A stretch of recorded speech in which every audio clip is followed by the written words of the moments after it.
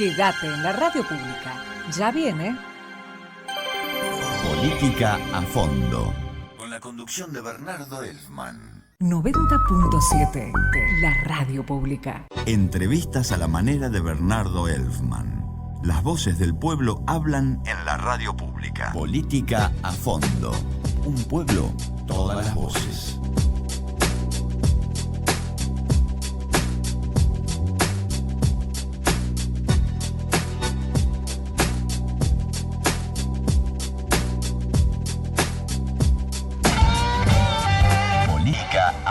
Que nos dejemos de andar de cumbres en cumbres y que nos vayamos directo a luchar contra el alfabetismo, carajo. Luchar contra el alfabetismo, carajo, que lo podemos derrotar en pocos años.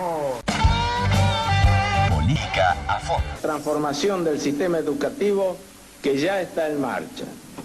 Se eliminarán totalmente las escuelas precarias. Se eliminarán totalmente las escuelas precarias. Política a fondo. ¿Cómo vamos a dar el tratamiento a la deuda externa? ¿Qué tiene prioridad, la gente o la deuda externa? La deuda, perdón, la gente. Política a fondo. Por Dios, por la plata, por la patria. Por Dios, por la plata, por la patria.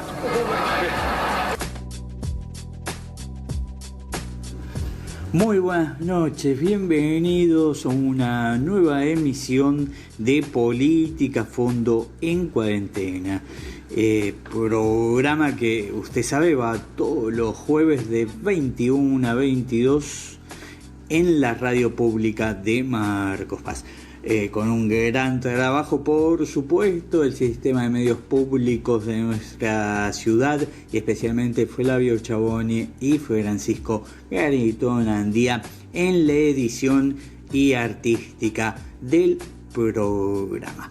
Tres entrevistas vamos a tener esta noche. Primero vamos a escuchar al economista Ricardo Aronskins hablando de la pospandemia, economía que se viene en un mundo, ¿no?, donde el coronavirus ha pegado y mucho, no solo en la cuestión salud, con muchísimos muertos, ya en la Argentina supera los 500, sino que en la parte económica ha sido también un golpe muy fuerte para el mundo, y no es la excepción la República Argentina.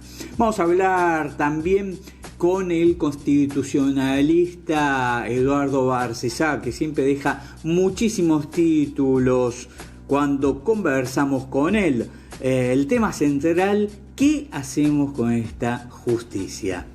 Y por último, sí, claro, dejamos para el final, la justicia del postre. Hemos hablado cómo se define el preso político, estamos hablando del dirigente de Miles y Federación de Tierra, Vivienda y Hábitat, Luis de Elía, que está con prisión domiciliaria, y hemos hablado de muchísimos temas que tienen que ver con todo lo que vivimos en la pandemia, con lo planteado por algunos intelectuales de derecha. También dejó muchísimos títulos. Nos presentamos, esto es Política a Fondo, música, y a la vuelta arrancamos con las entrevistas, con ellos, los protagonistas.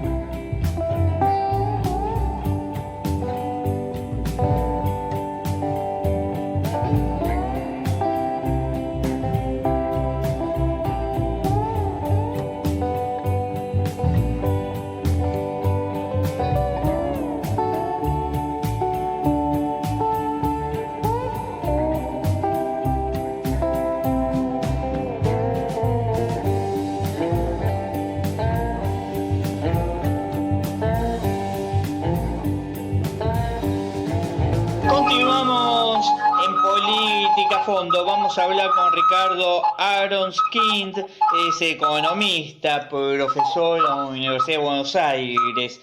Va a haber una charla el miércoles 3 cuando nosotros pasemos esto en Política a Fondo. La charla se llevó. Vamos a hablar del contenido de que se va a llevar en esta charla, que también va a participar Néstor Gorojovsky, que es periodista y presidente del Centro Jauretche. Ricardo Aronskind, bienvenido a Política a Fondo. Saluda a Bernardo Elfman. ¿Cómo está usted? ¿Qué tal? Buenas tardes para usted y los oyentes. Muy bien. Ricardo, ¿en qué consiste esta charla abierta? ¿Cuáles son los temas? El título es Argentinos y Latinoamericanos frente a un mundo post-pandemia. Sí, bueno, la idea es pasar un poco revista a la complejidad del mundo que vamos a enfrentar y también pensar un poquito en qué estado está nuestra propia región frente a estas cuestiones. Desgraciadamente hemos tenido algunas muy malas noticias en estos años. Una ha sido la llegada de Jair Bolsonaro a la presidencia de Brasil, otra ha sido el golpe en Bolivia contra el presidente Evo Morales y también lo que ha ocurrido en Ecuador en el sentido de la completa traición del programa de gobierno progresista que en su momento había encarnado el presidente Correa. Entonces el escenario se ha puesto muy feo en nuestra región, incluso en términos del Mercosur. Nosotros necesitamos profundizar el Mercosur y la llegada al gobierno de Uruguay de un presidente más orientado al liberalismo no ayuda en esta dirección, sino todo lo contrario, que junto con Bolsonaro son personas que no entienden directamente la lógica de la integración regional porque no entienden el tema de la soberanía. Entonces estamos en problemas muy complicados en nuestra región que requieren que Argentina se mueva con mucha inteligencia. También pensamos que este escenario tan negativo es transitorio, no es permanente, pero de todas formas no nos hace fácil una salida que de existir gobiernos hermanos con los que pudiéramos cooperar se facilitaría mucho. Sí, igualmente, Ricardo, estamos viendo en estos tiempos de pandemia, ¿no?, las grandes diferencias de metodologías, por ejemplo, con Brasil y Jair Bolsonaro, donde el coronavirus en Brasil está haciendo estragos, también Chile está pasando bien, ¿no? Digo, desde ese punto también hay serias diferencias. Sí, hay muchas diferencias que se expresan en todos los órdenes de la situación, no solamente en este momento donde la diferencia se mide en miles y miles de muertes, sino también en cómo se va a salir de esto. Mientras exista en Argentina un gobierno popular y democrático, las posibilidades de que se vayan tomando medidas para ayudar a toda la gente son grandes, mientras que en los países donde impera el neoliberalismo, evidentemente ya sabemos que las ayudas van a ir exclusivamente para el capital concentrado, y el resto de la gente sobrevivirá como pueda. Así que sí, hay enormes diferencias de enfoque. Yo espero que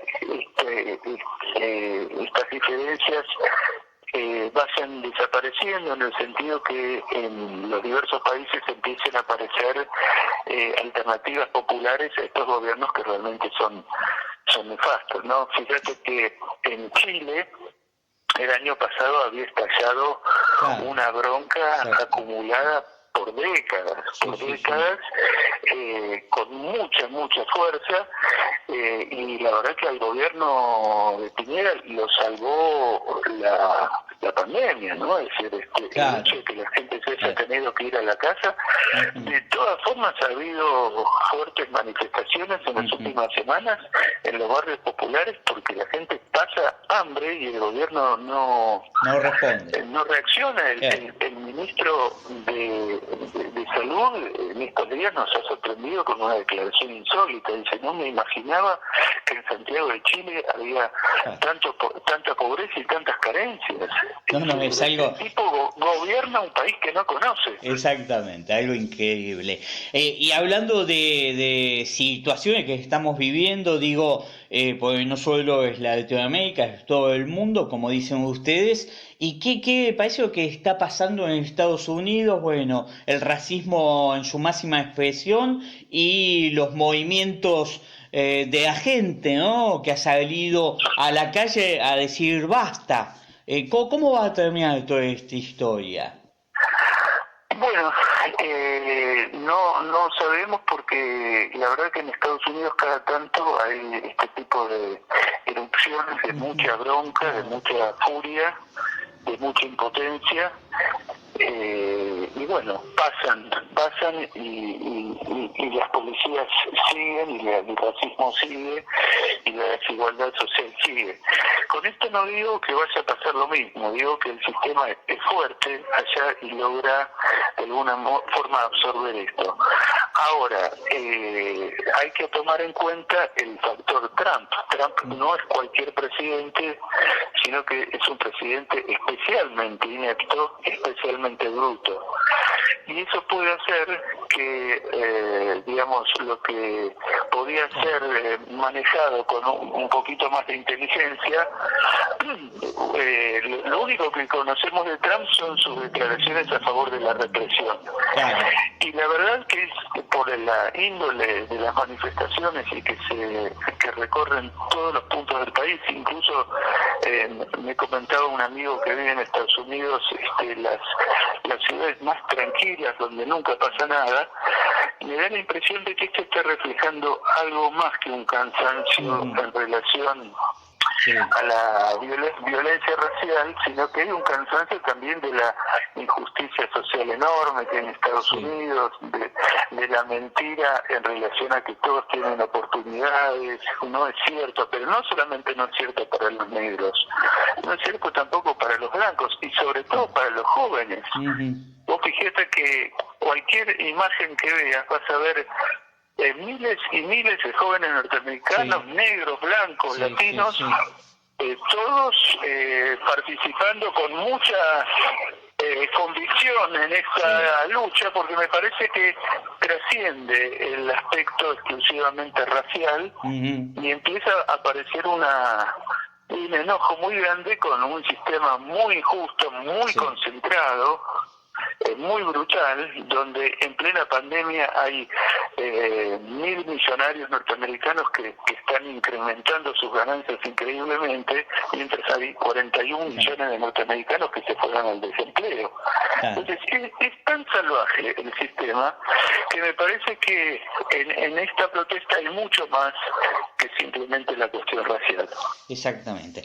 Ricardo, volviendo a nuestro país, a Argentina, ¿cómo nos paramos frente al mundo? ¿Qué cree usted que viene después de esta pandemia? ¿No? En medio de esto estamos renegociando la deuda externa, una deuda, ¿no?, que nos ha metido un gobierno como el de Mauricio Macri, ¿no?, que han sido fuga de capitales en forma serial y nos han metido en este tema que tiene que solucionar en este caso el gobierno actual de Alberto Fernández. Sí.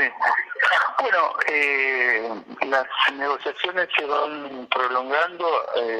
Para mí es un buen augurio en el sentido que el gobierno no está aflojando rápidamente. Me imagino no sé, el gobierno de la Rúa o el gobierno de Macri ya hubiera firmado todo como firmó Macri en el 2016 con los fondos buitres. Este gobierno está tironeando, está tratando de conseguir las mejores condiciones posibles para la Argentina. El acuerdo no es fácil, pero algunas informaciones que han trascendido muestran que hay un acercamiento de las partes. seguramente no vamos a conseguir todo lo que buscábamos, pero va a haber un alivio temporal de 3 años por lo menos de no pago de deuda. Eso para nosotros es importantísimo porque nos va a dar la oportunidad de que el gobierno utilice toda su capacidad en materia de gasto público para impulsar la economía, para ponerla de pie nuevamente, para generar ambiciosos planes de empleo y quizás también de transformación productiva. Nosotros quisiéramos que esa deuda la verdad no existiera, pero el pueblo argentino votó a ese gobierno que venía a endeudar. La gente no entendió que iba a pasar eso, pensó que las promesas de Mauricio Macri eran verdaderas. Se reveló todo un engaño y un estado del fútbol para todos, hasta muchas otras cosas. A los asalariados se nos iba a sacar el impuesto a las ganancias. Nada de eso pasó, fue toda una estafa. Y sobre todo se empezó enseguida la política de endeudamiento. Uno a esta altura piensa si no era la política principal que venían a ejecutar. Lo cierto es que nos han dejado una situación muy grave y ojalá nuestro pueblo mayoritariamente aprendiera una lección en relación a estos vendedores de pececitos de colores, porque la verdad que no podemos estar cada 4 años endeudándonos de vuelta y teniendo que levantar muertos terribles durante muchos años.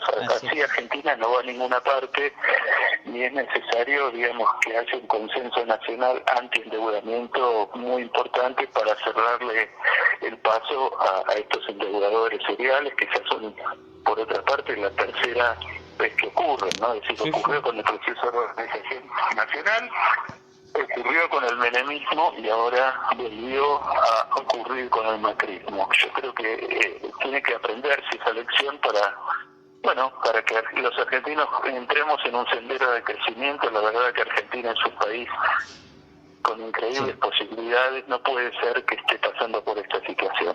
Ricardo, le hago la última, agradezco muchísimo amabilidad, usted es economista, entendemos y yo apoyo, me imagino que usted también, las medidas del presidente Alberto Fernández con respecto al tema de la pandemia, pero hay gente que verdaderamente está pasando muy mal y hay una gran porción de informalidad, ¿no? Ya que queda bien revelado el tema con el ingreso familiar excepcional de emergencia. Estamos hablando de casi 9 millones de personas. ¿Cómo hacemos para modificar toda esta ecuación y empezar a crecer? Por eso hablando del post-pandemia, ¿no? Sí, mira, yo creo que lo que hay que hacer es quedarse esperando a que el mercado genere esos puestos de trabajo. Eso nunca va a ocurrir. Ya hace muchos años que estamos con una desocupación grande, incluso cuando Argentina crece mucho, como en la época de Néstor Kirchner y parte del gobierno de Cristina. Incluso en esos años no pudimos reducir significativamente el desempleo y sobre todo los trabajos de muy mala calidad. Así que me parece que ante esta situación tan grave, el gobierno va a tener que lanzar planes de empleo mucho más importantes, porque van a ser planes de empleo que tienen que ver también con reducir la indigencia y la pobreza y que la gente pueda comer en forma garantizada. Así que me parece que ahí el gobierno va a tener que lanzar planes muy importantes, muy ambiciosos, sin tener mucha preocupación ni estar escuchando el qué dirán de los que siempre están a favor del ajuste presupuestario. Me parece que el gobierno tiene que salir a gastar, incluso me parece que el IFE es insuficiente, el monto que tiene ahora debería aumentar claramente, porque estamos hablando de mucha gente que no tiene ningún otro ingreso. Sí, claro. Es muy poco, así que eso me parece que hay que reforzarlo. También me parece que va a haber que reforzar todo el tema de las jubilaciones y la asignación universal. Y alguien va a decir, bueno, pero eso es más gasto público. Primero que no es un gasto, estamos permitiendo que muchos compatriotas puedan comer, así que no es un gasto. Segundo, me parece que aquellos que no les satisfaga este tipo de gasto, lo que vamos a tener que pensar es qué perfil impositivo tiene que tener la Argentina. Y creo que en ese sentido el gobierno está pensando en algún tipo de reforma que sea más eficiente a la hora de recaudar y más justa en la carga impositiva. Está clarísimo, Ricardo. Muchísimas gracias por estos minutos y mucha suerte con lo que va a suceder el miércoles. Sí, claro, el miércoles 3, charla abierta argentino y latinoamericano frente a un mundo post-pandemia. Bueno, muchísimas gracias por el llamado. Un abrazo grande para la gente de Marcos Paz. Ahí está, pasó Ricardo Aronskin. Estamos hablando de este economista y profesor en la Universidad de Buenos Aires. Espacio publicitario. Autoservicio Michiche 2, en San Martín 171. Comestibles, vinos, verdulería, artículos de limpieza y perfumería. Precio y calidad. Usted ya nos conoce y seguro que a un amigo nos va a recomendar. Por nuestra atención y mucho más, vení a conocernos. De lunes a lunes, los domingos también por la tarde. Pedidos a domicilio sin cargo al 477-0085. Todas las tarjetas. Autoservicio Michiche 2, en San Martín 171, Marcos Paz. Doctor Maximiliano Enrique Sous. Penal Civil Laboral. Horario de atención: lunes, martes, jueves y viernes de 16 a 20 horas. Sábados de 10 a 12 horas. Pueden comunicarse a estudiosous@yahoo.com.ar.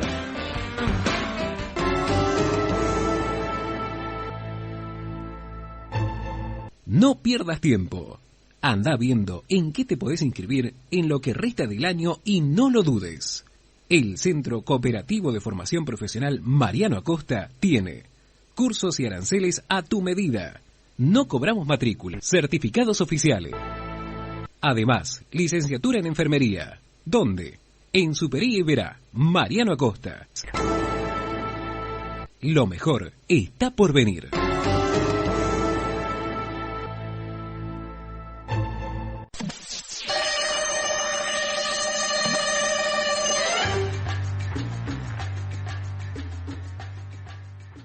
El Emporio Marcos Paz, de Luón y Hermanos, todo en cuotas, al más bajo interés, atendido por sus dueños, en Sarmiento 2098, esquina Carlos Pellegrín, teléfono 477-1484, garantía y precio más bajo. El Emporio Marcos Paz.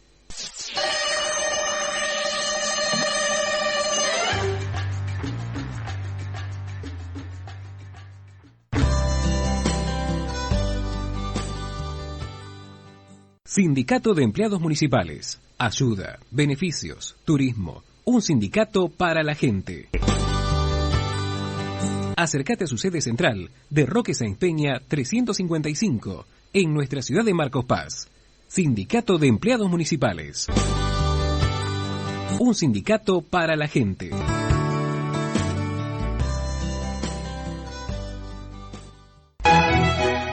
Para pagar tus servicios e impuestos con mayor seguridad, ahorro de tiempo, más comodidad, ningún costo adicional. ¿Dónde? En PagoCoop, la cooperativa de Mariano Acosta. Sí, en la calle Superí 660, entre Homero y Heredia. Otra muy buena posibilidad que nos da la cooperativa telefónica de Mariano Acosta. Fin de espacio publicitario. A fondo. Que nos dejemos de andar de cumbres en cumbre y que nos vayamos directo a luchar contra el alfabetismo, carajo. Luchar contra el alfabetismo, carajo. Que lo podemos derrotar en pocos años. Política a fondo. Transformación del sistema educativo que ya está en marcha. Se eliminarán totalmente las escuelas precarias. Se eliminarán totalmente las escuelas precarias. A fondo. ¿Cómo vamos a dar el tratamiento a la deuda externa? ¿Qué tiene prioridad, la gente o la deuda externa? La deuda, perdón, la gente. Política a fondo. Por Dios, por la plata, por la patria. Por Dios, por la plata, por la patria. Continuamos en Política a Fondo, estamos en comunicación telefónica con el constitucionalista Eduardo Barcesat. ¿Cómo va, Barcesat? Bienvenido, ¿cómo anda usted? Os saluda Bernardo Elfman. Bueno, muy bien, saludos. Gracias. Barcesat, a ver, primero, digo, para tener una democracia más estable, usted siempre ha planteado, ¿no? Y sobre todo con lo que vivimos en estos tiempos de una justicia muy flaca. ¿Qué hay que hacer con la justicia? Bueno, hay temas que se pueden resolver mediante reformas legislativas. Hay otros más profundos y que yo considero necesarios que deben hacerse a través de una reforma constitucional. Los sueltos por vía de legislación son, de un lado, la unificación de distintos tribunales penales, de manera de, esta sería la finalidad institucional, de licuar el poder que tiene concentrado los 12 jueces federales del edificio Comodoro. Es decir, al unir con jueces nacionales de la capital federal, puede ser también jueces del interior, al incorporar jueces del fuero penal económico, bueno, en lugar de haber 12 jueces, pasaría a haber 40 jueces, por decir una cifra, entre los cuales se distribuiría para lo futuro, esto hay que aclararlo, para lo futuro, las causas que se inicien y que conciten el fuero federal, ¿no? Bueno, esto es una ayuda, entonces siempre nos va a quedar la duda de si la incorporación de jueces provenientes de otra actividad va a mejorar al fuero federal o si en el federal va a extender el mal obrar a los que se vayan incorporando. No puedo dar una respuesta anticipada a esto. Lo que señalo sí es que la propuesta, que parece ser uno de los ejes de la reforma que propone el actual gobierno, es un parche, es decir, trata de mejorar algo que hasta acá se ha acreditado intrínsecamente perverso, ¿no? Bueno, las otras medidas que ha propuesto la ley, o que va a proponer la ley, ese proyecto, es el de unificar los fueros civil y comercial federal y contencioso administrativo federal. Esto yo sé que para el público significa ruido, no se sabe por qué hay contencioso administrativo y por qué hay civil y comercial federal. Bueno, los jueces tampoco lo saben, ni los abogados, porque siempre que se presenta un tema en lo contencioso administrativo, se intenta por alguna de las partes o por el propio juzgado demandarlo a lo civil y comercial federal. Y si es a la inversa, se inicia en civil y comercial federal, tratan de...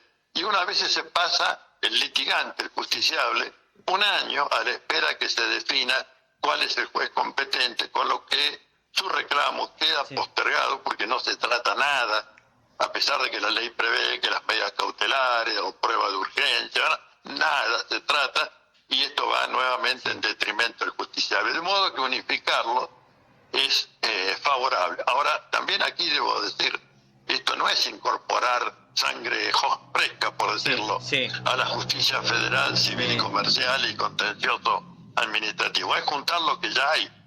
Y lo que ya hay no es precisamente excelencia, con excepciones, como siempre, honorables y dignas de todo reconocimiento, pero lamentablemente la mayoría son de los que se han prestado al poder económico, no al poder político, al poder económico, que termina, por supuesto, incidiendo en la administración de justicia y perjudicando siempre la actividad del Estado Nacional.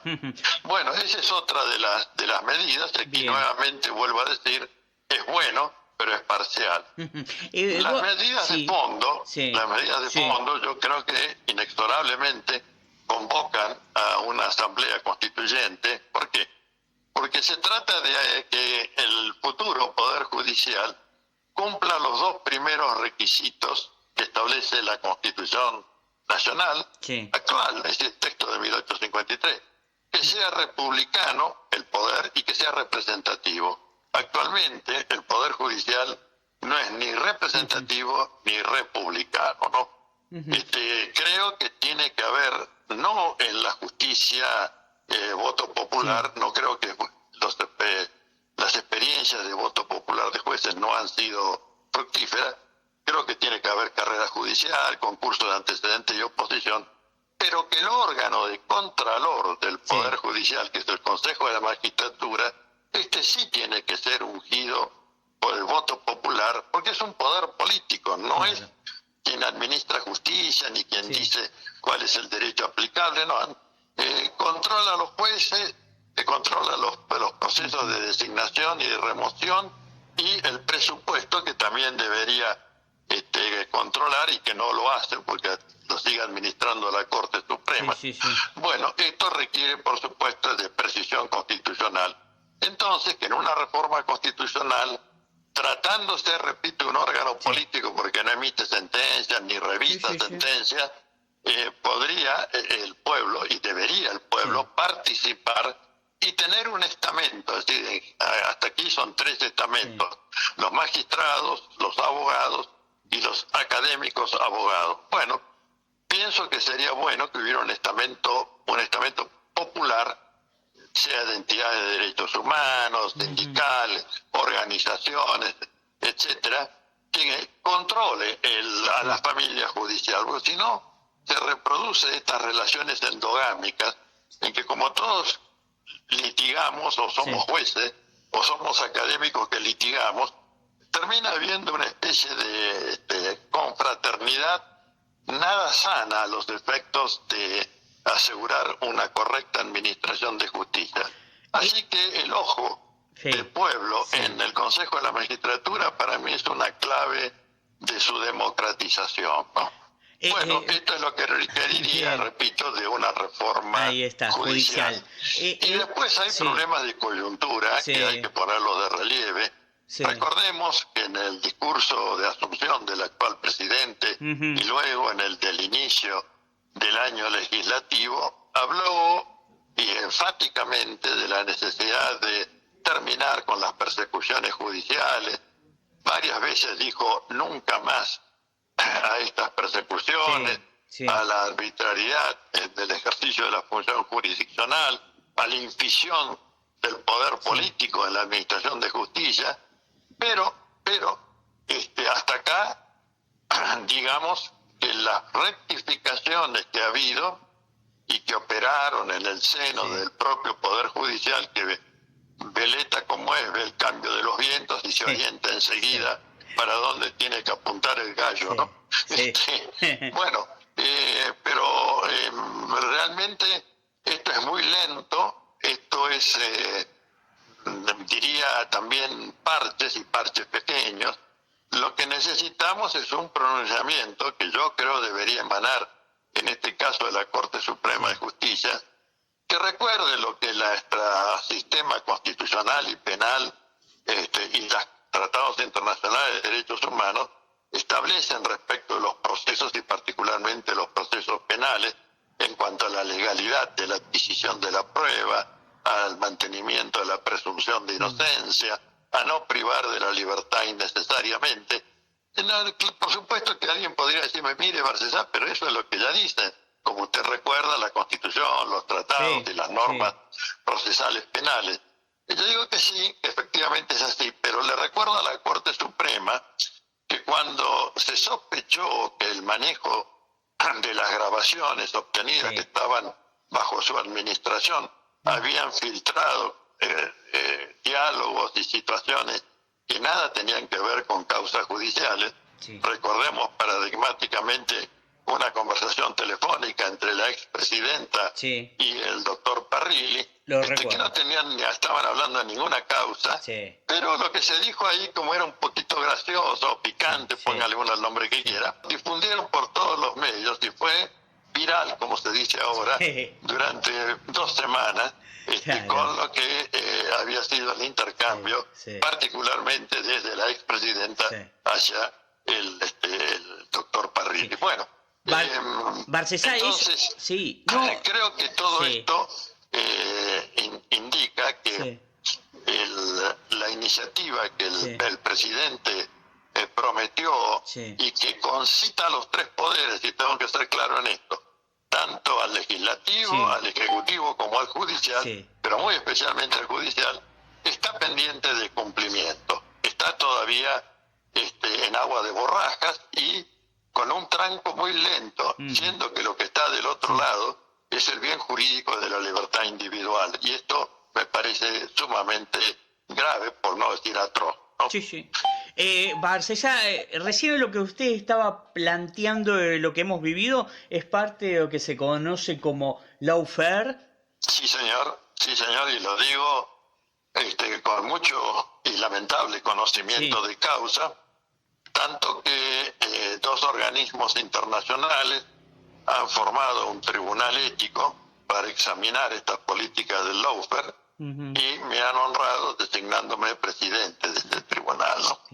De manera que, bueno, lamentablemente la situación de la pandemia nos tiene atrasados en cuanto al cronograma de actividades ilimitados, pero debo señalar que la preocupación y la iniciativa esta que refiero sigue en marcha y que aguardamos por lo menos un primer pronunciamiento para antes de fin de año. Creo que esta política del lawfare o la guerra judicial, y parafraseando a este autor que todos citamos y que creo que ninguno lee, que es Clausewitz, sería la continuación de la guerra por otros medios. En este caso, la acción judicial. ¿Y por qué? Y porque la acción judicial es menos productora de mala prensa, como lo son atentados, bombas, secuestros, desapariciones de personas, que es la forma en que el poder se manifiesta respecto de enemigos y o adversarios. Entonces, bueno, hagámoslo con sede judicial, que hasta parece tener un tinte de administración de justicia en lugar de ser lo que es una bruta persecución que termina también en una forma de aniquilamiento de la persona, porque le quitan la libertad sin sentencia, sino con un auto provisorio de prisión preventiva que es sine die y de escasa motivación, de escasa fundamentación. Se prosigue esto con los embargos que lo dejan convertido en un muerto civil. Tomemos el caso de la expresidenta que tiene embargado, creo que hasta el reloj cucú de la casa. Bueno, todo esto termina destruyendo a cualquiera que no tenga una particular fortaleza como para soportar esto. Fíjense, además, cómo es el escenario del teatro abominable de la pena, cuando al exministro Devido lo van a buscar, siendo que él ya se estaba presentando en los tribunales como Comodoro Pi, lo mandan a buscar con 2 divisiones de gendarmería. Están los canales de televisión oficial, por supuesto, o poder político, con todas las cámaras ahí mostrando a los gendarmes entrar con traje de combate, armas largas, con piquetas para destruir puertas, etcétera, etcétera. Todo un show grotesco, abominable, para el hombre que estaba entregándose en Comodoro Pi porque no iba a investir la calidad de prófugo. Lo mismo cuando lo sacan al ex también vicepresidente y ministro de Economía, Amado Boudou, lo sacan en horas de la madrugada, en ropas por supuesto de interior, con chancletas, bueno, todas esas cosas, digamos, que demuestran la podredumbre humana de parte del poder, tienen que ser eliminadas, y nosotros, me refiero a este tribunal ético, vamos a tomar muy en cuenta la forma en que han operado poder judicial y el poder político que infisiona al poder judicial, ¿no? Y también en esto el poder mediático de los que se cuelgan y prestan servicio a las políticas del lawfare mediante la mala utilización de la comunicación social, ¿no? Así es. Eduardo Barcesat, muchísimas gracias por estos minutos con el sistema de medios públicos de Marcos Paz, con política a fondo. Muy bien, hasta pronto. Ahí está, pasó Eduardo Barcesat, constitucionalista, hablando de qué tenemos que hacer con esta justicia.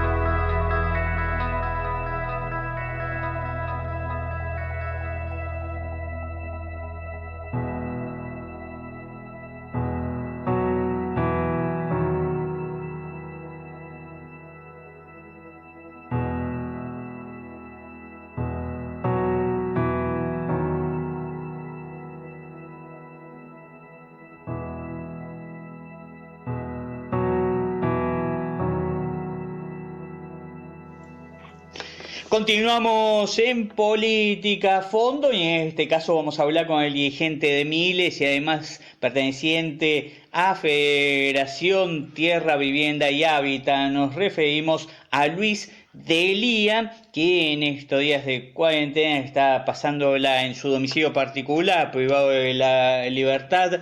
Otro de los presos políticos todavía, bueno, en estos tiempos. Luis, ¿cómo está? Saluda Bernardo Elfman, ¿cómo anda usted? Muy bien, Bernardo, ¿cómo está usted? Acá en prisión domiciliaria transitoria. Así es, así es. ¿La condena hasta cuándo es, Luis? ¿Tiene fecha? De 3 años y 9 meses. En mayo del año que viene tendría ya la condicional. Ah, bien, bien. Luis, a ver, ¿cómo está pasando estos tiempos en cuarentena? ¿Qué le parece las medidas adoptadas por el gobierno nacional y provincial? Bueno, las comparto. El aislamiento duro es la única garantía de que la pandemia no se extienda. La única garantía para salvar vidas humanas, para prevenir.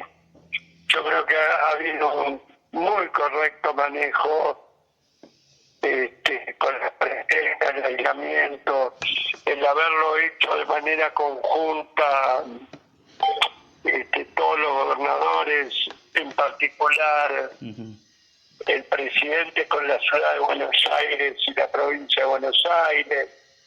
Bueno, creo que si no tenemos miles de muertos porque ha habido un manejo muy adecuado, acertado de la situación, ¿no? Hablando del AMBA, donde está la situación más conflictiva del tema, ¿cómo ve usted lo que se está viviendo en la Villa Azul, en Quilmes, y lo que pasa en la Ciudad Autónoma de Buenos Aires, que hemos vivido con el fallecimiento de Ramona Medina y otros dirigentes políticos, militantes, en principio por no tener agua en una zona muy cercana a, por ejemplo, a Villa del 31, a Sheraton, ¿no?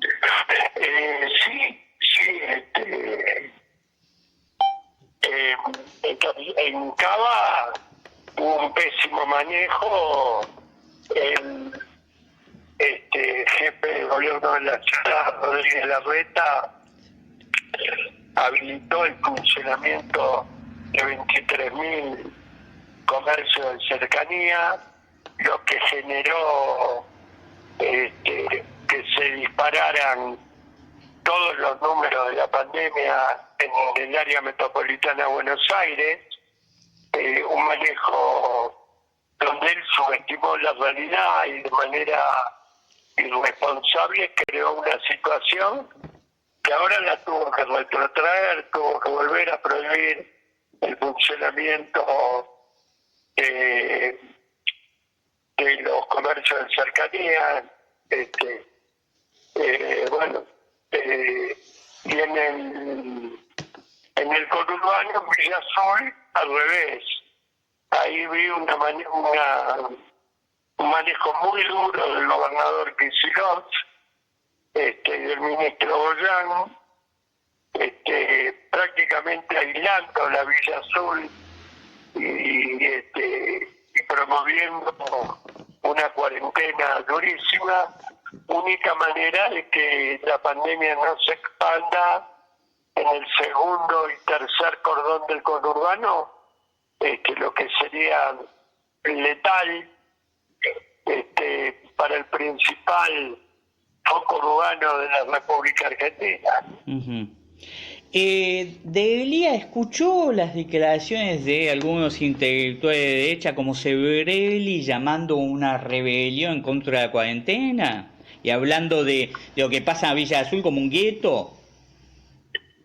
No, eso es una pavada que está financiada por los mismos que concentraron la economía, el endeudamiento, la fuga, y que hoy vuelven a priorizar al capital económico en contra de la salud de la mayoría de la ciudadanía.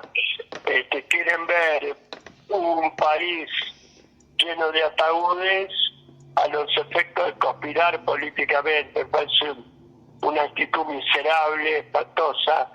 Y la verdad, lo peor no es Sebrelli. Lo peor es algunos de los nuestros, como el subsecretario de Desarrollo Social, Menéndez, miembro de nuestro gobierno, que salió a decir lo mismo que Sebrelli públicamente, lo que me parece un desastre, ¿no? Y hablando de eso, digo, Delia, ¿cómo es el diálogo? ¿Hay diálogo con el gobierno nacional? Usted es un referente de organizaciones sociales que conocen el barro, que conocen la situación de los lugares de emergencia, de las villas, de las barriadas populares. ¿Se comunican los asesores con ustedes para armar estas políticas? No, para armar las políticas no, pero tengo contacto permanente con los ministros, con secretarios de Estado. Ayer estuvo mi compañera Lorena Felices con la secretaria de Desarrollo Laura Alonso. Digo, así todos los días.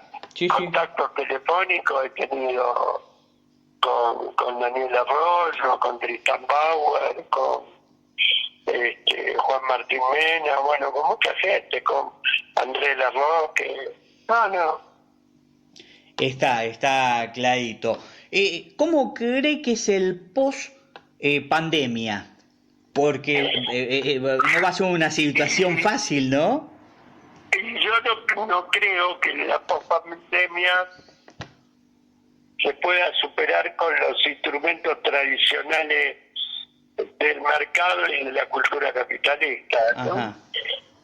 Creo que va a haber que pensar reformas económicas como en otros lugares del mundo, donde ponen la revolución digital como centro de la cuestión y al Estado como planificador, asignador de recursos y generador de tareas. ¿Se anima, Luis, a hacer una analogía? ¿Qué hubiera pasado si hubiera habido una continuidad del gobierno de Mauricio Macri en estos tiempos de pandemia? Eso es Bolsonaro en la Argentina. Hoy tendríamos 20.000 muertos. Qué duro, ¿no? Y ellos hablan, y ellos hablan. Claro, ellos hablan, uno es irresponsable, ¿no? Después me parece deleznable la conducta de algunas figuras públicas a las cuales el país le dio tanto y hoy se fugan al exterior sin darse cuenta el papel que ellos tendrían a la hora de incitar a la sociedad, a la solidaridad, al respeto mutuo, cuidado colectivo, ¿no? Así es.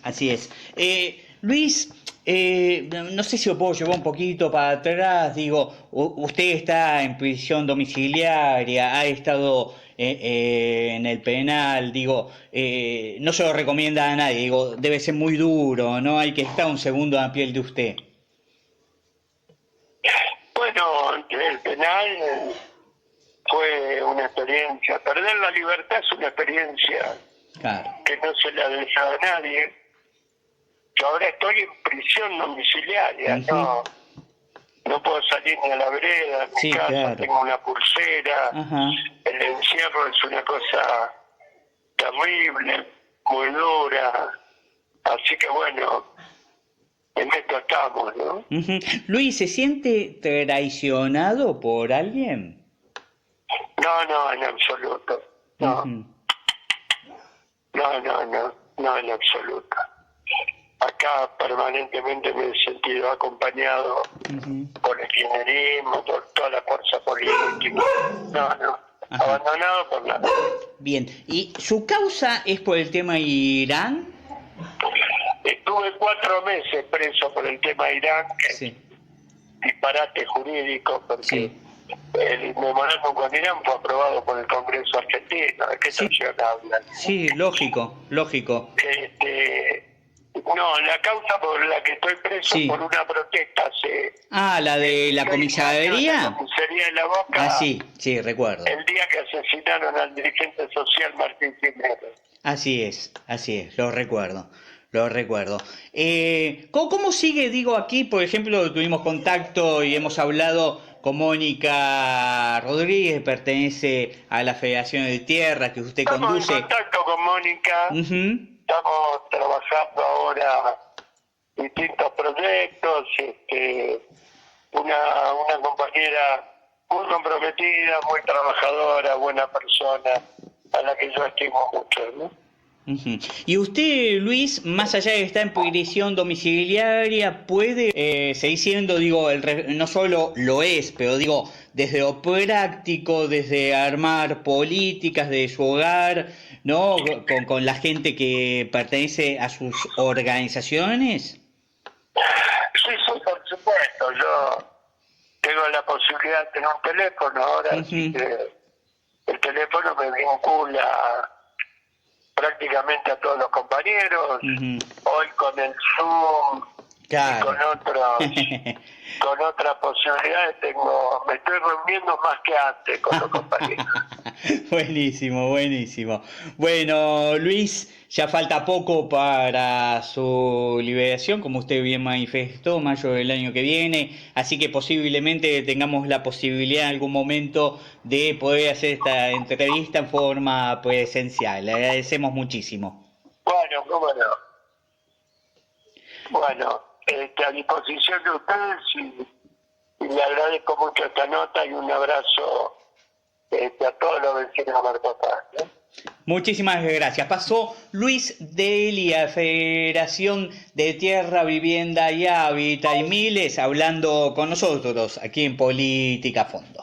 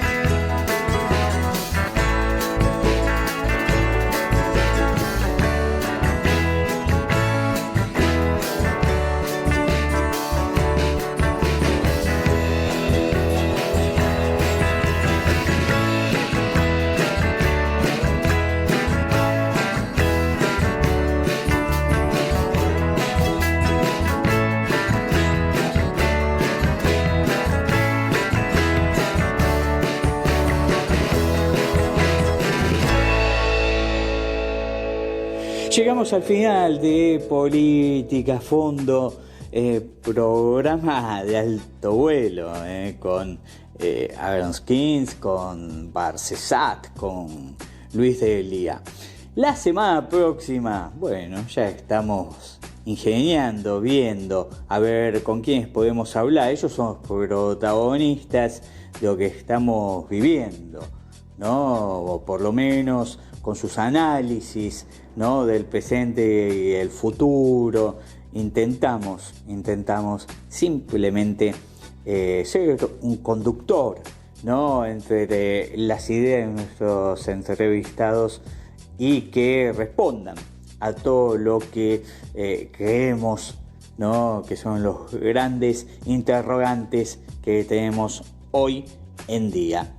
Nos vamos, como siempre, agradeciendo al Sistema de Medios Públicos de Marcos Paz y además, ¿no?, y particularmente a todos, ¿no?, los trabajadores fundamentalmente esenciales que ponen, ¿no?, el pecho ante las balas, ante este coronavirus, este ejército invisible que nos afecta y mucho, no solo en el tema salud, sino también en la cuestión de la economía y hasta, me animo a decir, la psicología de cada uno de nosotros. Ahora sí, nos despedimos hasta la semana que viene. Esto ha sido Política a Fondo.